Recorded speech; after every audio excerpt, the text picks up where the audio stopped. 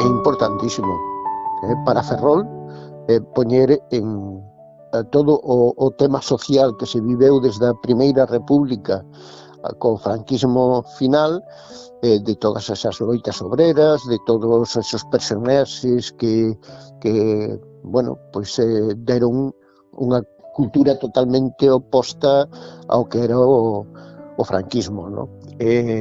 Temos que perder o Ferrol do caudillo porque se merece ser Ferrol. A ver, eu non quero caer en esa idea de que queremos abrir heridas que nunca curaron. No, mira, isto é moito máis serio.